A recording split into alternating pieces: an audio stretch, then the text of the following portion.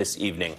Joining me now is Democratic Congressman Ted Lieu of California, who was an impeachment manager in Donald Trump's second impeachment trial. Also with us is Democratic Pennsylvania State Representative Malcolm Kenyatta and NBC News presidential historian Michael Beschloss. It's great to have all three of you with us. Representative Lieu, I'd like to start with you. We only know that Fox knew it was a lie because, quite honestly, you had a big company that has the resources, it has the money to go after them, to sue them, to do discovery in court, something that a lot of individual citizens in this country do not have the resources to pursue if they wanted to pursue justice on behalf of election workers and others. How do you feel with this new information and our understanding of what happened on January the 6th? Thank you, Eamon, for your question. I don't know if these Fox News entertainment hosts are capable of shame, but if they are, I hope they feel ashamed. They showed utter contempt for their viewers. They lied straight to their faces of the good people watching Fox News. And they did this in the name of profit. They figured out that if they could make stuff up and enrage their viewers, then somehow more people would buy mediocre pillows from this crazy MyPillow guy. And it's beyond just self-parody. It also caused real harm. It caused the insurrection, and it still causes political violence. But it's not just Fox News entertainment hosts. There's a very deep rot in the Maga wing of the Republican Party where they want to believe these conspiracy theories. And I hope the reasonable Republicans stand up and say, no, you guys are crazy, face reality. The election was not stolen. State Representative Kenyatta, can you talk to me about the effects, the real effect of these election lies in another close state of Pennsylvania? We just talked about it in Arizona. Pennsylvania is increasingly a battleground state. What do these lies mean for your state going forward?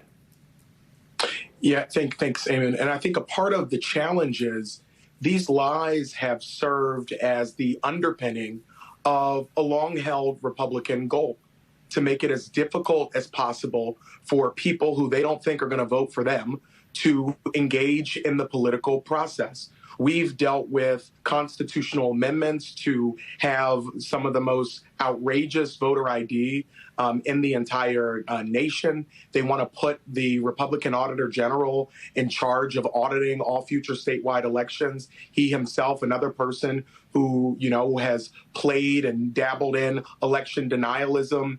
And, thank God we won the Pennsylvania House of Representatives, that they're not able to put these bad ideas into our Constitution. And so what this proves is Trump knew, Tucker Carlson knew, Sean Hannity knew, they all knew. And even though he calls his viewers good people, and I know so many of them are good people who turned on this station and thought that they were going to get some semblance of the truth, he took advantage of the power and the platform that he has.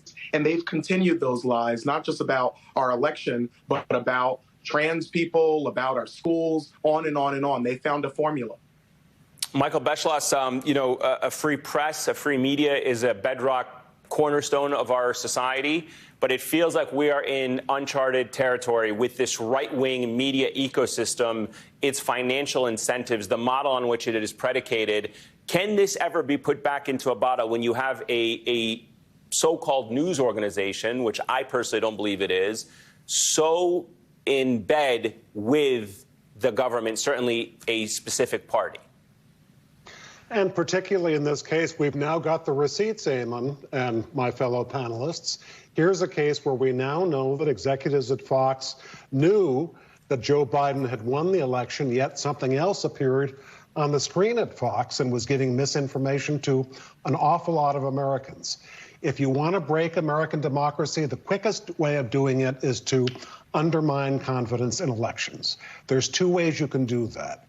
You can have a network like Fox, and there were other networks on the right wing who did the same thing, saying something that was not true, saying that Donald Trump won this election.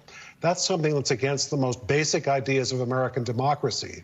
And just as bad, you had a President Donald Trump who lost, and go through all of American history, 2 centuries plus.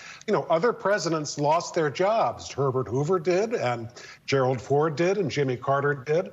Did Gerald Ford, who lost a close election in 1976, call up secretaries of state in some of the contested states and saying, I need 10,000 or 11,000 votes, give them to me. And then the implied sort of mafia-type threat, which is, I'm president, I'll be a president for at least a couple more months. Presidents have an awful lot of power. They can make lives a living hell for election registrars, state secretaries of state, including especially your home state, Eamon, in Georgia. Yeah. And for a president to do that against a citizen who's trying to do a good job, that's something we've rarely seen, if ever, in American history. Had that become the norm 2 years ago, we might have lost our democracy that night. Representative Lieu, you said in your first answer that you hope some Republicans would stand up to this. Are you observing any change in Republicans from 2020 till today? I am not. In fact, it's getting worse. You now have the Maga wing of the Republican Party having more control in the House of Representatives. And I just note that Fox News will not have been able to lie to their viewers without enablers. And by that, I mean Republican elected officials. All it would have taken is some Republican elected officials to show courage and tell the truth. They could still do that now. Speaker Kevin McCarthy can utter one sentence that will reduce the risk of political violence. The election was not stolen. He refuses to say that. I challenge him to hold a press conference and just say that one sentence. I hope he does. So, Michael, when you look at it from what Representative Lieu was saying in your assessment, there are many election-denying candidates who lost the 2022 midterm elections. But right. the truth is the battle for our democracy is really far from over. Are you optimistic that Are you optimistic for the future of American democracy that, yes, these candidates did lose in their races, but you still had a significant number win and election denialism is still spreading among the Republican Party? It is spreading, but I loved what you were saying and getting back from Adrian Fontes when you were saying, how is this going to end? It's going to end if election deniers lose. And the wonderful news about the last election, 2022, is that in state after state, especially states that will hold the balance probably in the 2024 presidential elections, secretaries of state, candidates for governor, others running for state legislatures who made a big thing of saying, you know, I don't believe in elections, and you elect me, and you may not get the winner that you think you're getting, and there will not be an accurate election, and you're going to see turmoil. You may see violence. You may see crowds besieging the homes of registrars in various states. Take a look at how candidates did who said that in 2022. They didn't do very well. So I'd be pretty optimistic the voters were able to see through that kind of thing and recognize that if that happens, our democracy is over. State Representative Kenyatta, final thought to you. What is your view on that question from the ground of a hotly contested state? You know, Pennsylvania is always the center of the political universe, as I like to say.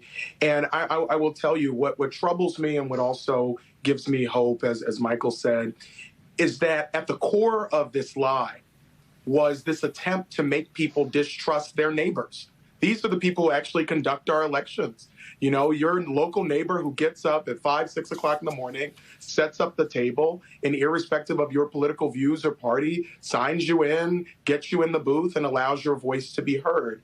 But I think that as we engage with each other through our faith communities, through community events, through all of the benign, not necessarily political ways that folks engage, I hope, and I think I see it as I travel around Pennsylvania, that people want to believe in community again.